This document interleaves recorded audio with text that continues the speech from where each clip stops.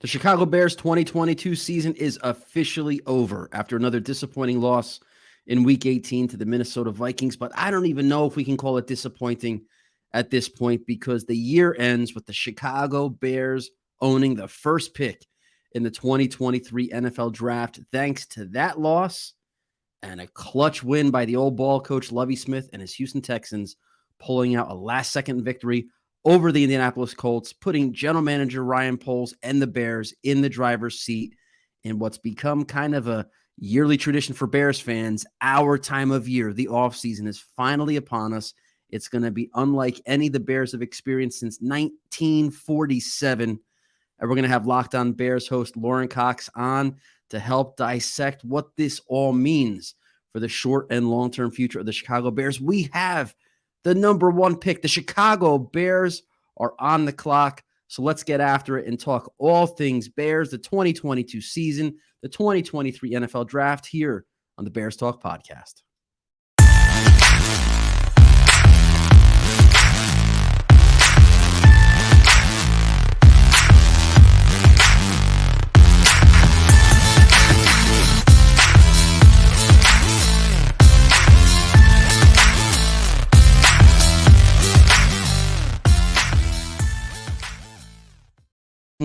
That has, like I said, become a little bit of an annual tradition for Bears fans this time of year when we're all tracking where the draft pick's going to be. Is it going to be the top 10? Is it going to be a top 12 pick? Maybe the Bears sneak in or around the top 5. But I've never lived through a Bears season where they held the first overall pick. The closest was the year that the Chicago Bears drafted Mitch Trubisky when we finished the year with the 3rd pick, traded up to the 2nd pick. Got that close to the number 1 overall, and it didn't really work out the way any of us would have hoped with the Mitch Trubisky career. Now he's a backup in Pittsburgh, and we all know how that experiment failed. But I want to bring in my guy, Lorin Cox, to the show. Let me add him here. Lorin, welcome to the Bears Talk podcast. Congratulations on another successful season covering the Bears for Locked On Bears, your daily Chicago Bears podcast that you host as part of the Locked On Podcast Network. What do you make of this unexpected way the year has ended? I mean, we all know the Bears have not been good all season, right? The Bears have been bad essentially from October on. An expected outcome, yes. A developmental year, of course. A Justin Fields growth year, absolutely. But a number 1 pick overall season, it didn't feel that bad to me. Yet here we are with the first pick in the 2023 draft. That's kind of the striking thing, right? That the Bears lost their final 10 games in a row, but it doesn't feel like a team that lost 10 games in a row. It's not a team that has the locker room drama or major sideline blowups. I mean, we had Chase Claypool kind of try and get the guys motivated against the Lions, but it wasn't like a drama like, oh, I need the ball, I'm not happy, blah, blah, blah. It was just like, trying to get things riled up that way. And it's as optimistic of a 3-14 team as you could kind of hope for in this way. And so many of those games are 1-score games as well. And it feels like, well, if you're going to miss the playoffs, you might as well go for the best possible draft pick you possibly can. And when we accepted pretty early in the season that the playoffs were not going to be in the mix for this team, it kind of becomes then pretty much the optimal outcome. And mission accomplished. Trading Robert Quinn and Roquan Smith certainly contributed to that process, but Bryan Perez added Chase Claypool and such, so it wasn't purely a tear down and try in every way possible to lose. But clearly, the eye has been to the future for quite some time, and the future looks a lot brighter with the number 1 pick. When you look at the way the Bears played against the Buffalo Bills, the score didn't indicate to me, it wasn't indicative of how tough the Bears played the Bills, a legitimate Super Bowl contender, how tough the Bears played the Philadelphia Eagles, the number 1 seed in the NFC. Those were good competitive games where the Bears ultimately lost out because of a talent deficiency. It's, they can maybe hang for 2, maybe 2.5 quarters. We saw that as kind of the storyline throughout this 10-game losing streak where the Bears just were not capable of finishing games that felt like they could have won, that they had a chance to win, that maybe they should have won they couldn't finish. And usually that's the product of just a talent deficiency. That is usually what happens when a team's like 6-11, 7-10. I'm trying to do the math now with a 17-game schedule. Yeah. Not a team that's the number one pick. It's like, you add a free agent here, you get a mid-round first rounder who ends up being that missing piece there.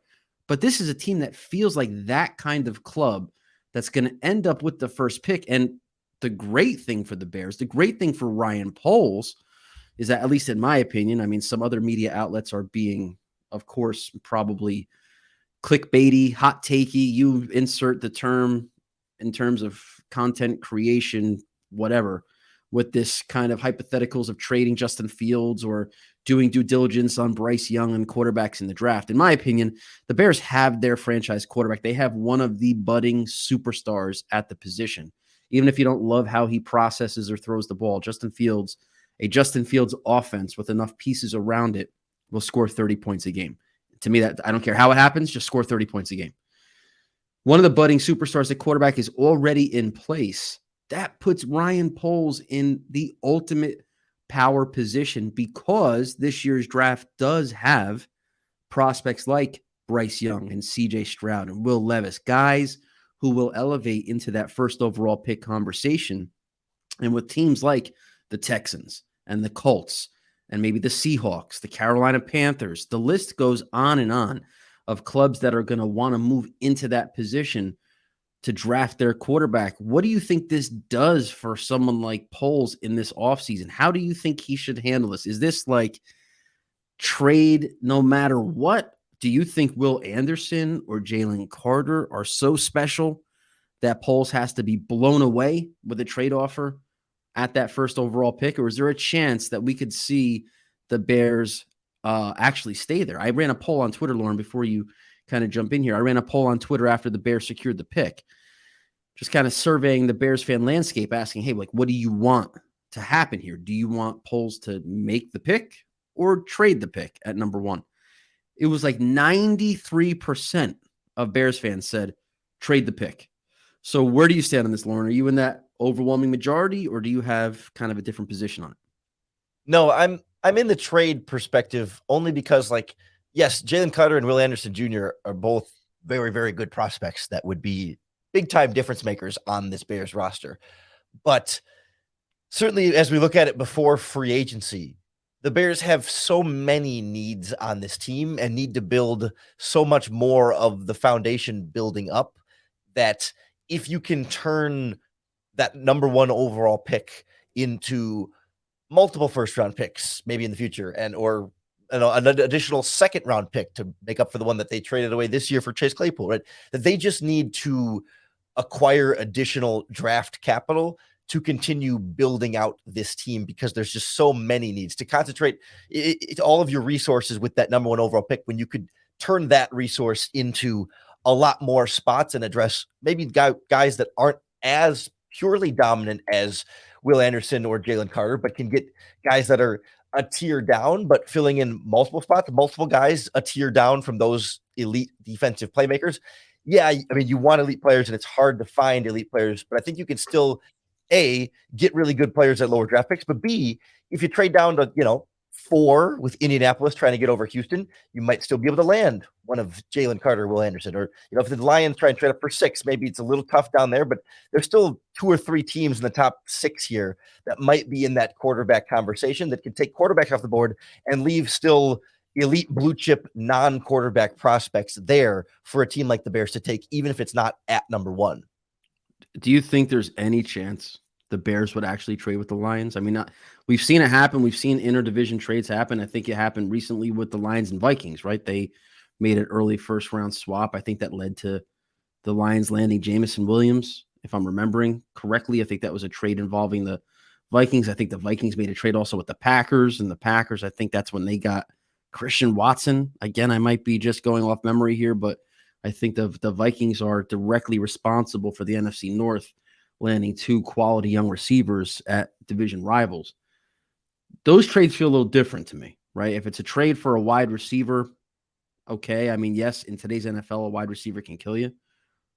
But do you really think Ryan Poles is going to have the guts to potentially give the Detroit Lions, who look to me like they're going to be the biggest immediate threat to the Bears becoming the long-term dominant team in the division. I think the Packers are at the end of their road. The Vikings are entering that back half of their window, probably with Kirk Cousins, if not already further down that road. The Lions are still an ascending team, and all they're missing, it feels like, is that blue chip quarterback.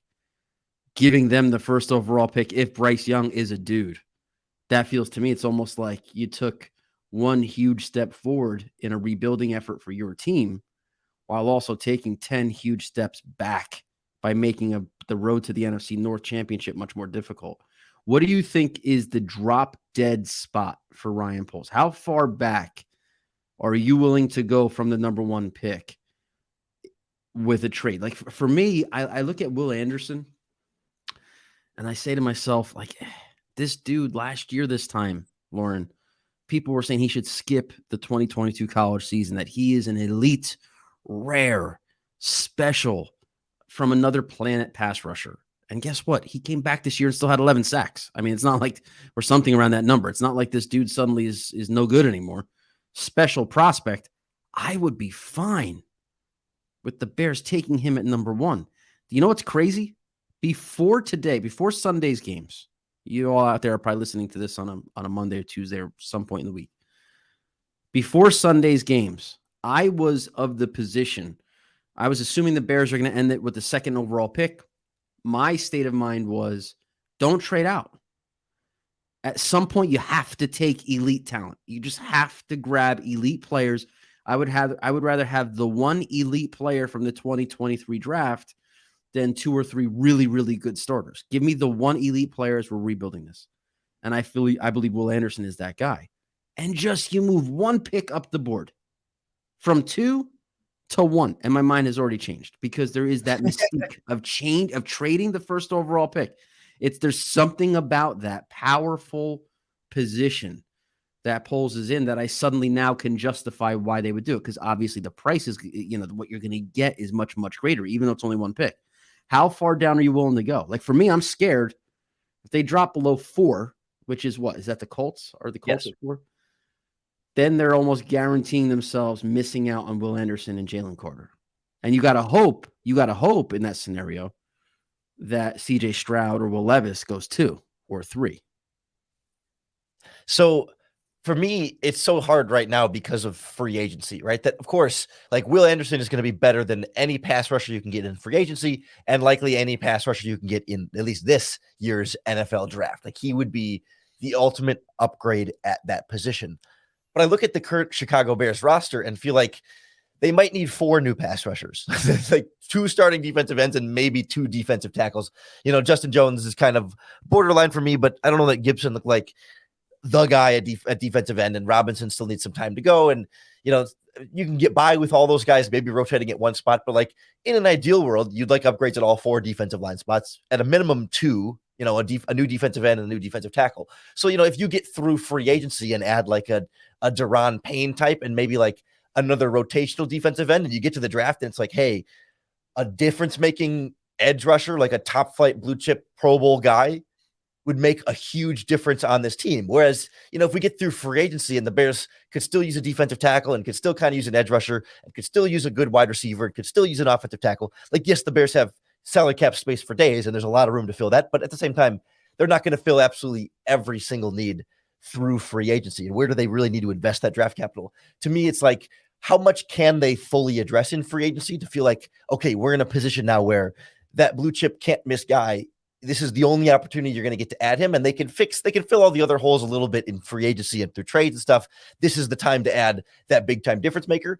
Or is it like the draft last year when we got to the draft and the Bears still needed a cornerback, they still needed a safety, they still needed a wide receiver, they still needed offensive linemen, and we kind of felt like they're going to have to draft for need at some of these picks. Will the Bears be feeling like, hey, there's too many needs to fill, we can't just take the top flight edge rusher? Or will we say, hey, we've kind of got these needs filled, let's just take the can't miss prospect at the top of this draft and not worry about those draft picks, because at least the major holes were solved with the $110, $20 million of cap space they have. Yeah, I think the real unsolvable part of this riddle this question, this issue that's going to come to Ryan Poles, which honestly, I think it doesn't need to be made more complicated than it is, right? I mean, the Bears are going to trade out. They're going to trade out, right? I don't think you're going to see a I don't situation. know. They're going to trade out, Lorin, because they don't need the number one overall pick, right? Like this is where the team is in the ultimate power position. Teams that don't have a court, like look at the Jacksonville Jaguars. The Jacksonville Jaguars drafted Trevor Lawrence in 2020, 2021, whatever it was, the same year as Justin Fields. I'm losing track of time. 2021. Yeah. 21. And then 22, they come back. They get the number one pick overall again. And they end up with Trayvon Walker. And I think the jury's out on whether that's going to be a good pick, right? Physical freak, combine guy, stats in college.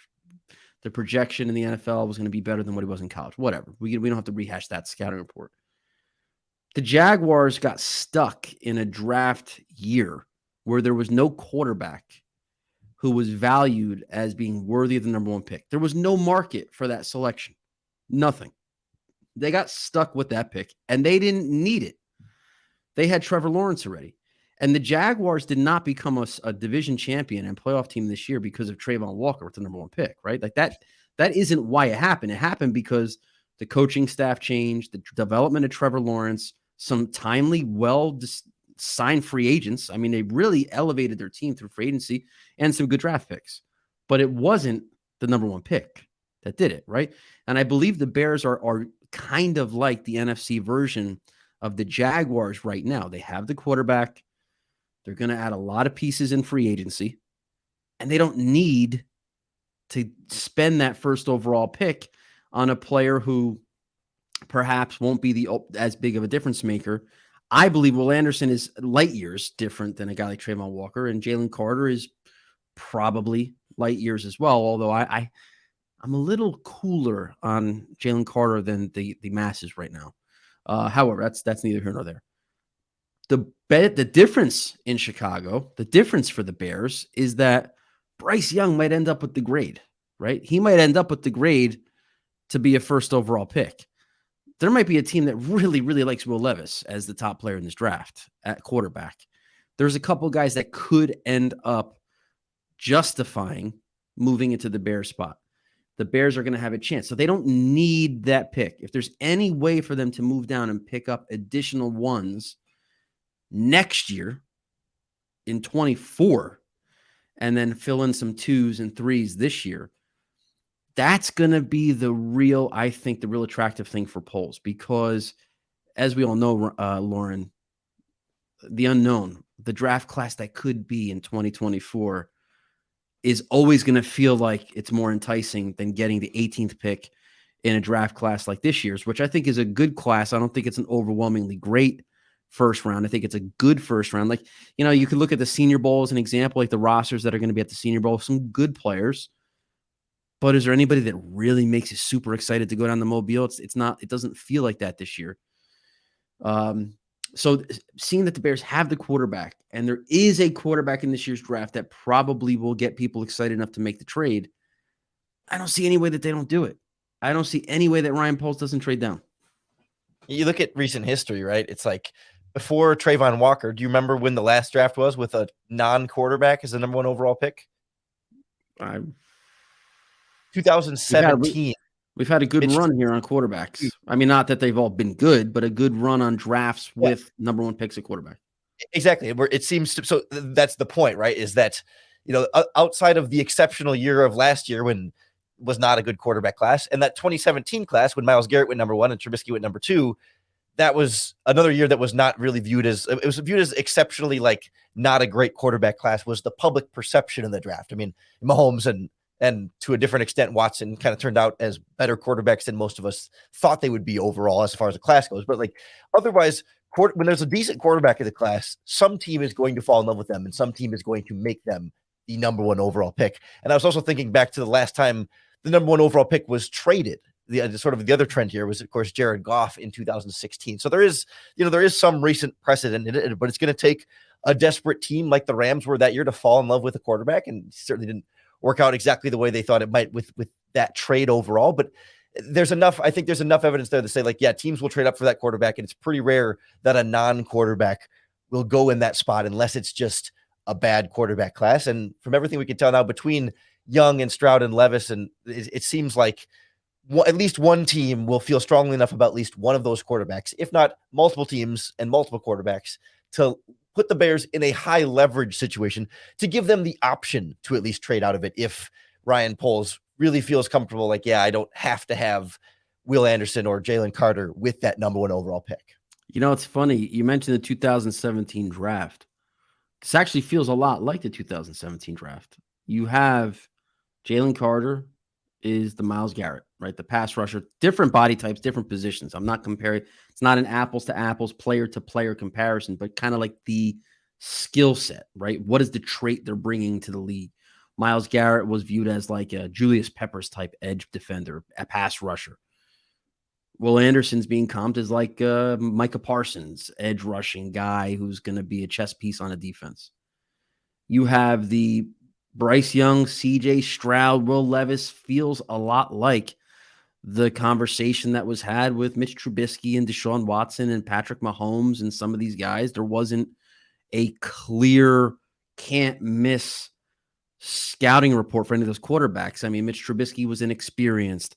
Patrick Mahomes was the gunslinger and a wacky offense. Yeah. Yeah. You had Deshaun Watson, who people thought maybe his ceiling was already hit at Clemson. And there was no clear guy. Like Bryce Young is too small, right? Bryce Young is too small. CJ Stroud can't play outside of structure. Will Levis, an older prospect who, there's questions about his late bloomer status.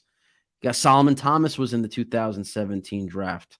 The defensive lineman who everybody thought it's Aaron Donald 2.0. And the guy was, is that the Jalen Carter? Right? I mean, you have a very similar profile developing in the top of this draft. And the Bears were the team that traded up that year for the quarterback. And they have lived years. There's only the number 2, not number 1, but they have lived to regret that decision for many years. So it does feel like the 2017 draft and what happened there, the best player to come out of that draft, that was a non-quarterback, of course. Myles Garrett has been Hall of Fame worthy as a pass rusher. But let's stick with the quarterback here, Lorin. The big reason why we're talking about whether or not the Bears are going to make a trade with the number 1 pick is because we're assuming that Ryan Poles has his quarterback. I wrote an article on Bears Talk last week that was kind of centered around all CHGO's hypothetical that they posed on their podcast. Adam Hogue and Mark Carman and Carmen Vitale, they were on there and basically saying something about, I don't know, some proposed trade where the Bears would trade Justin Fields for a first-round pick and take Bryce Young with the number 1 overall pick and something along those lines.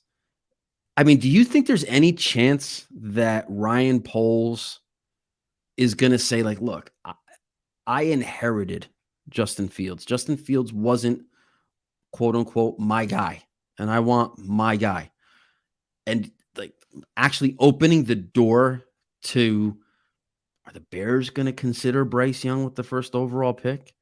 I mean, I think that is literally post-traumatic Bears fan syndrome caused by Mike Lennon being your starting quarterback, caused by Cordell Stewart being your starting quarterback, caused by Jimmy Clausen being your starting quarterback, and a failed second overall pick watching Mitch Trubisky look horrendous as your starting quarterback. Kyle Orton was a starting quarterback. The failed Jay Cutler 500 record was a starting quarterback in Chicago.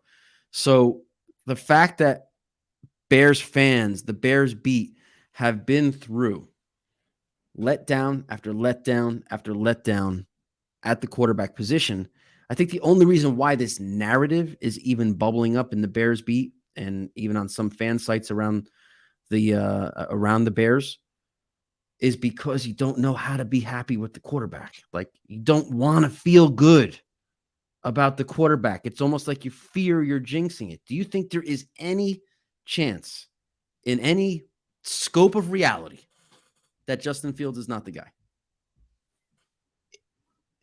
I can understand where people come You from. hesitated there, Lorin. You hesitated a little long for my liking.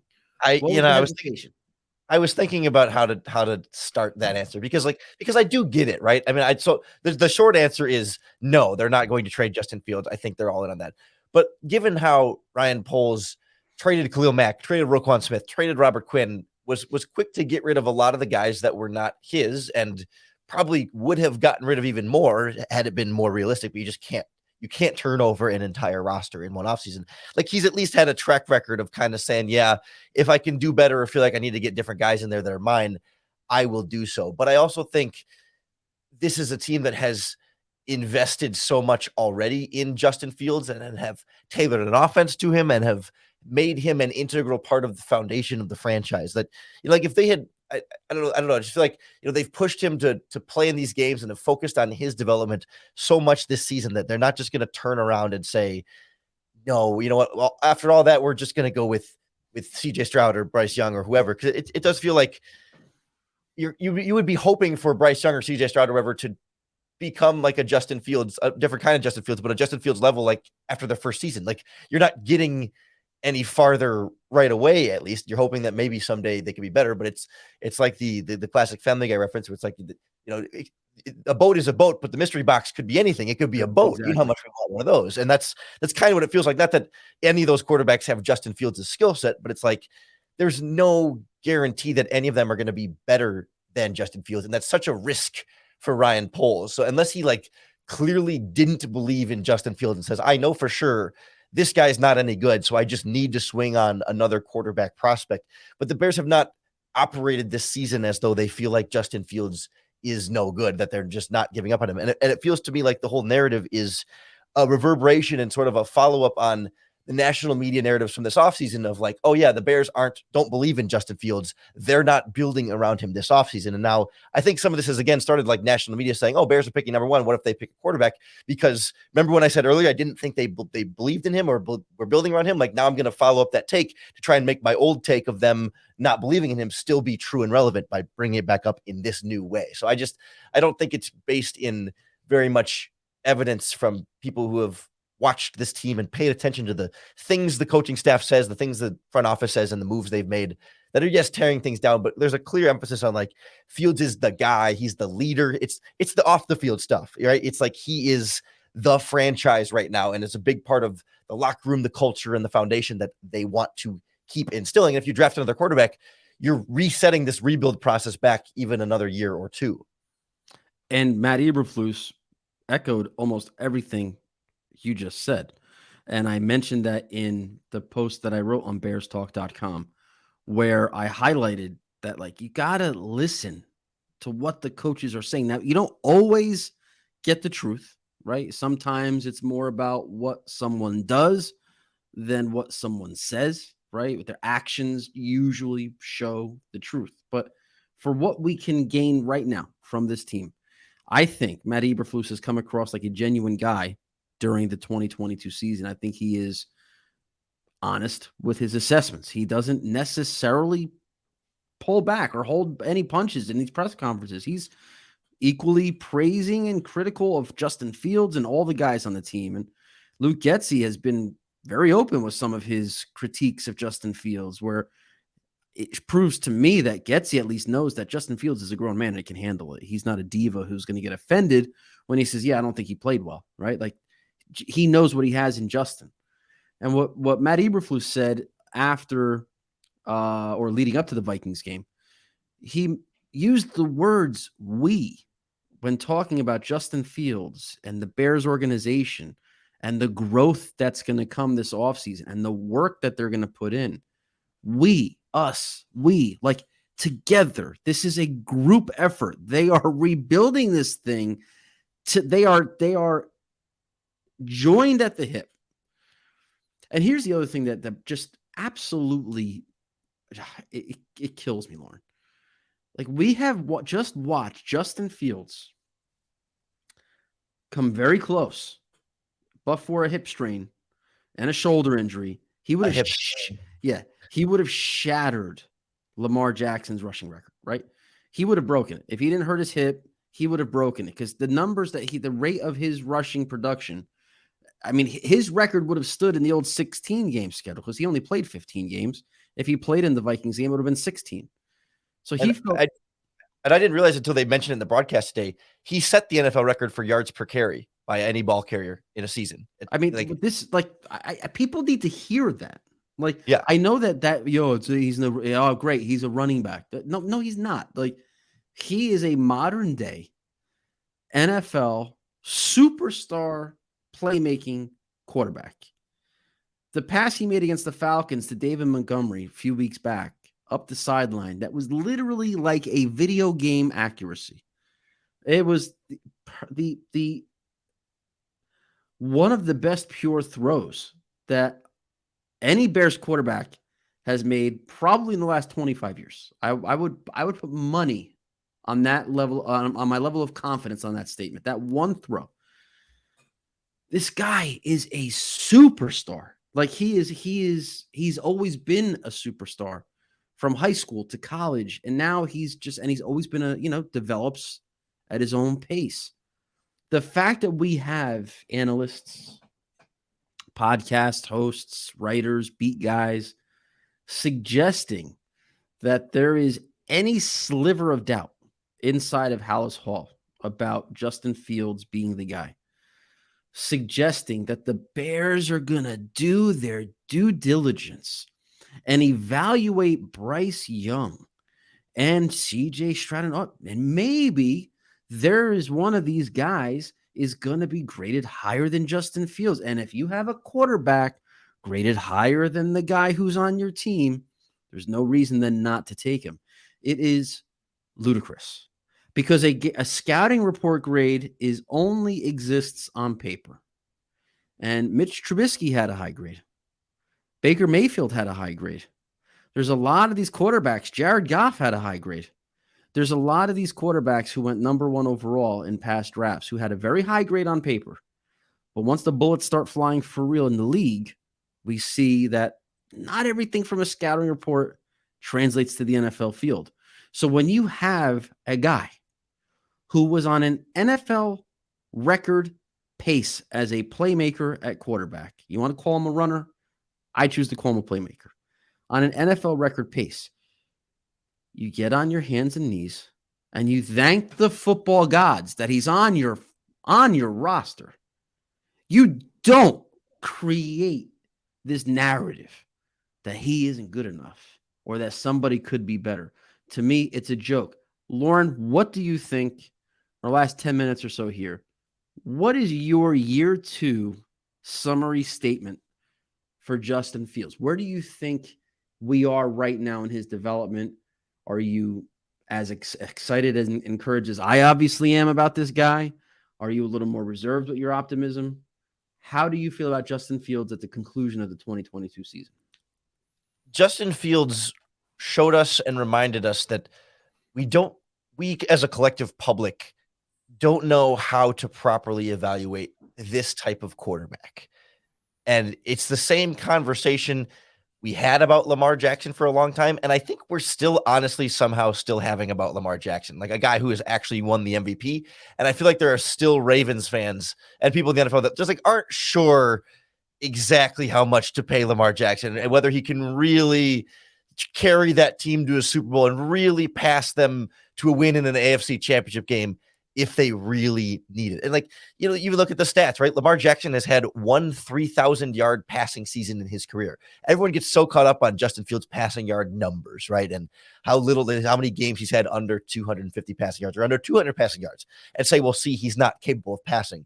And I think even the people that believe in Lamar Jackson might not realize, he's had this season, he averaged 186 yards a game. And 2 years ago, 183 yards a game. Justin Fields is at 150 yards a game. These are not the best way to measure how good a quarterback is for their offense, but it is to say that Lamar Jackson's about 30 yards a game ahead of Justin Fields. That's the kind of quarterback we're talking about. And that his rushing yards, people are so quick to say, well, that's not sustainable, or that's not how you win in the NFL. And we can't look at him through the same lens that we're going to evaluate Trevor Lawrence through, or Zach Wilson, or And maybe, well, Trey Lance is probably going to be a different story as that goes along. But right, like how we think of traditional quarterbacks, and so this season was such a reminder of that somehow the Bears offense was putting up 30 points a game against the Dolphins, the Cowboys, the Patriots, etc., like playoff or borderline playoff teams in some of those cases. And it was almost like, well, he doesn't get any credit for it because he was mostly rushing. Like that doesn't count. Like those points don't count the same in that. And so I'm in a very similar place that you are. I just don't think we know how to. I don't think we as a public know how to properly like gauge his success. And at the same time, we saw very clear areas of growth in the passing game from Justin Fields through the season. Pocket presence, his ability to go through progressions and process and like get on from one read to the other and not hang on and try and wait for the big play, but just get to the check down more quickly. Like the areas that we needed to see Justin Fields grow in, he grew in, even if we didn't see big volume passing numbers as a result. And Lorin, let me just jump in. Let me jump in really quick. What's the other thing that Lamar Jackson and Justin Fields have in common? Their teams haven't exactly given them superstar wide receivers, right? Lamar Jackson was throwing to Sammy Watkins last year. Lamar Jackson, Rashad Bateman was a first-round investment, and I like Rashad Bateman a lot. Dude can't stay healthy. When he was healthier earlier in the year, he was making some plays with Lamar Jackson throwing dimes for 70 yards, right? He was making plays. But Lamar Jackson is throwing to Devin Duvernay and Deshaun Jackson, who's like 70 years old. And Justin Fields is throwing the worst. The receivers he's throwing to are even worse than that. I want to remind Bears fans to just rewind to the 2021 season when the big questions about Jalen Hurts after he was running all over the place were, can he ever really be a thrower of the football? Can he ever really develop that part of his game? And what happens? Well, they spent a first-round pick last year on Devonta Smith, and looks like he's on a superstar trajectory, and they make a trade for A.J. Brown, and all of the sudden, well, wouldn't you know it, Lorin, Jalen Hurts is throwing the ball like an MVP quarterback.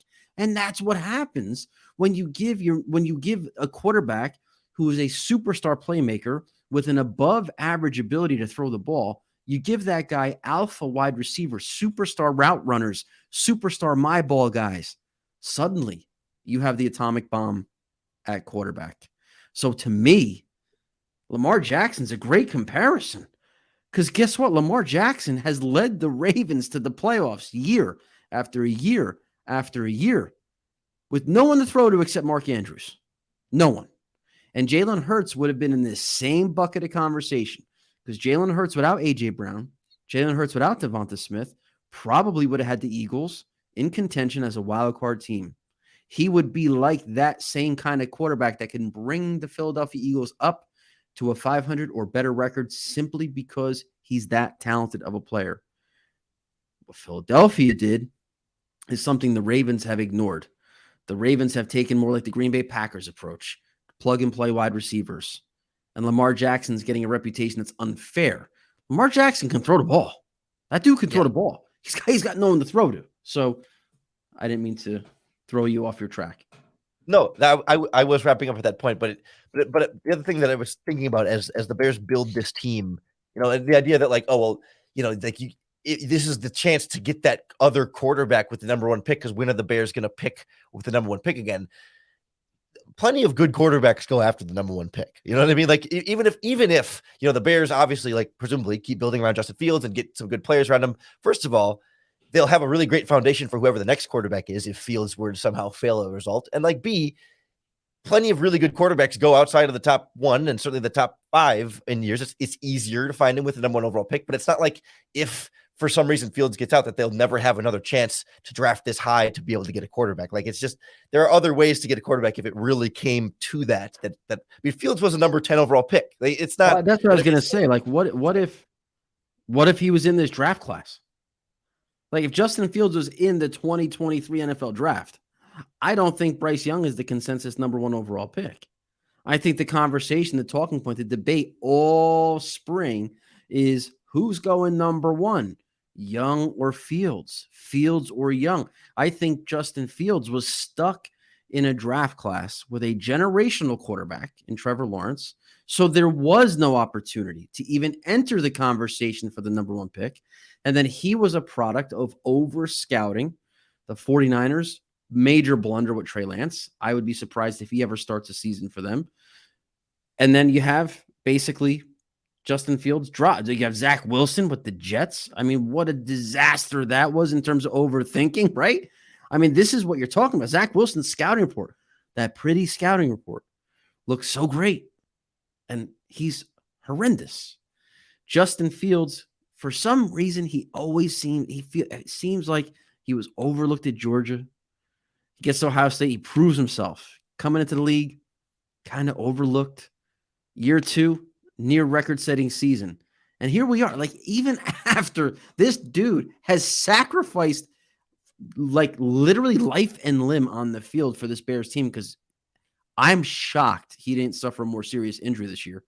Even after proving that he is the leader, he is an elite playmaker, he is an NFL potential record-breaking superstar, he's still being overlooked for a 5'11", 189-pound quarterback. This is what we're talking about. Yeah. I think if Justin Fields was in this draft class, he'd be the number 1 pick. So now think about that, Lorin. You're doubling down on that kind of talent in the 2023 draft. You're saying you have the actual real number 1 pick in this draft class, and you have a quarterback who, if he was in this draft class, would be the number 1 pick. So going into year 2 of your rebuild, you have the best possible young quarterback you could have acquired this offseason, draft or otherwise, because the guy you have, Justin Fields, would have been your pick at number 1. And you were able to leverage that pick for a ton of assets and resources. So give me a final grade for Justin Fields in 2022. Don't give me the incomplete. Don't. That's the easy way out. Your teacher, Lorin Cox here, Professor Lorin. Give me the letter grade, A through F. You know the standard. Yeah, it's definitely not incomplete. I mean, he played in all but 2 games. Like, we definitely got to see. I mean, but I do understand that, like, given the supporting cast and stuff, it was hard to evaluate him. But, like, for me, I was evaluating Justin Fields this season on his ability to grow and improve. It was not on how many wins he's going to get, and it was not even necessarily on how many passing yards he was going to have or rushing yards he was going to have. And so certainly the Lions game felt like a step back at the very end, but he had been progressing very well beforehand. So, I find myself in the B range, whether that's a B minus. B is kind of around there, where it's like, there were a few of those times where I would have liked a little bit more, but I don't know that I could have expected a ton more. Like, if he had somehow willed this team to 5 or 6 games, like 5 or 6 wins, like, and some of those like 1-score losses became wins, that's an AA plus kind of season for me. From there, it's like, well, he got better in the ways that he needed to in spite of everything else around him. So that's still like a B, maybe B minus, but definitely not an F or a D type season at all. I guess I'm a little bit more generous as a grader than you are, Lorin, because I've been around a long time watching this team. You've been around a long time watching this team too. I got a few years on you. As the viewers on YouTube can tell by the grades. Yeah. I got a few years on you. It's been a long time, Lorin, that I could say that the Chicago Bears have had a quarterback who makes you feel like anything is possible on every play. It's been a long time since the Bears have had a quarterback that made you think every game is actually winnable. He proved it against the Eagles, and for a period in the game against the Bills, he proved it against Buffalo. He can't rush the passer. He can't tackle the runner. He can't cover the receiver. But what he can do, he keeps this team competitive and in games. That's a special dude. And he proved it this year. So to me, the box score is irrelevant. Like you said, the win-loss record is irrelevant. Like you said, the stats at the end of the day, the passing yards, I really don't give I don't care about the passing yards or passing numbers. What I care about is whether or not the guy looks the part at this point in the rebuild. When you're watching a player on the field, he either, especially a quarterback, you've watched more in-depth film than I've even watched, Lorin, through your years at Pro Football Focus and your draft studies as well. You know when a dude's got it. You just know when he's got it. And you know when it's just a matter of time, and you got to hope that the coaching staff doesn't screw him up. You know when a dude's got it. You know when you watch Zach Wilson play quarterback, and you know when you watch Justin Fields play quarterback. Watch those two guys back to back, and you'll know one guy's going to make it and one guy's not. Justin Fields proved this year that he's got it. And to me, I'm going to go with an A minus. Not a perfect A, because there are obviously some passing opportunities that I would have liked to have seen him take advantage of. There were some moments where, if I had to say my biggest gripe with Justin this year, was too many batted balls at the line of scrimmage. Sounds silly, but I feel like Justin's got to get the ball past the line of scrimmage to see what happens at the end of the route, right? And silly. So maybe it's mechanics, maybe it's just slow processing, just not taking full account of how athletic these big, long, vertical jumping defensive linemen, how high they can go to not. I don't know what his problem was. Probably the release point, but that's got to improve. Little sloppy things like that. But from a standpoint of like confidence meter in this guy being the future of this franchise, absolute, no doubt about it, A minus. And I'm glad he didn't have the perfect season, Lorin, because we're on the clock. I don't know if you heard that. Oh, God, it's looping. I don't want it to loop. That's the first attempt at the Bears Talk podcast, dropping a sound effect in, and that was a fail. Let's hope Ryan Poles doesn't screw up the draft as bad as I just screwed up that sound drop. That was brutal, but it's early in draft season, Lorin. It's early. And we're gonna get better at it. Yo, I was like, your screen freeze, like, because you were holding still. And I was like, oh no, like, are we frozen? But the way you were looking at me, Lorin, made me realize something wasn't working right. Now, my hope is that people listening to this heard it. My hope is if you're watching on YouTube, you heard it. But your reaction makes me question whether anything just worked. So if you didn't hear it, it was the ESPN draft jingle. And we're going to be working on dropping some sound effects here and there in the Bears Talk podcast as we go along. So make sure you go over to Apple Podcasts and subscribe to this incredible production that we have here, the Bears Talk podcast. Go over to Twitter at the Bears Talk. Make sure you're checking out all of our work at bearstalk.com. You could follow me on Twitter at Bryan Perez NFL. And please make sure you're checking out Lorin on Twitter at Cox Sports One. That's COX Sports One. Make sure you're listening to his podcast, Locked on Bears, every single morning. I'm a regular listener. It's a great way to start your work day, your school day, whatever it is you do. It's a great way to kind of get the best early Bears news and nuggets in your mind. Lorin and I are actually going to be down in Mobile at the Senior Bowl in a couple of weeks. And it's going to have a little extra meaning now that the Bears control the draft. There's going to be a lot of Bears talk and Bears rumors and nuggets of information that I'm sure that we're going to hear late nights at the bars. So we're going to make sure as we work kind of in tandem here at the Bears Talk podcast, Locked on Bears, bearstalk.com. You keep it, no pun intended, but keep it locked in on all of those outlets. And we're going to make sure that you guys are hearing the top-notch draft coverage and any free agency rumors we're hearing down there as well. Lorin, any parting words for your beloved Bears followers as we embark on a new era that will kick off with the first overall pick in the 2023 NFL draft? I was on a Vikings podcast last week before the game, and they asked me about the confidence thing in Justin Fields. And the conclusion I came to is that, I think among Bears fans, especially, we're not concerned that he won't develop as a passer. The bigger concern is how well he's going to stay healthy with the 55 sacks he took this season. But it's the long-term concern about Justin Fields is can this guy not get the crap kicked out of him every year in Chicago and be broken that way? It's not, can this guy develop into a franchise quarterback? There's a lot more confidence, I think, in that ability than there is in the things that are a little more outside of his control, and that the Bears can properly protect him and build around him and make sure that he is durable enough to be that quarterback for the future. Well, I can tell you this, Lorin, your future is bright at Locked on Bears. I think our future is bright over at Bears Talk. Bears fans, congratulations. You made it through a horrible year, and you were rewarded with the first pick in the draft for the first time since 1947.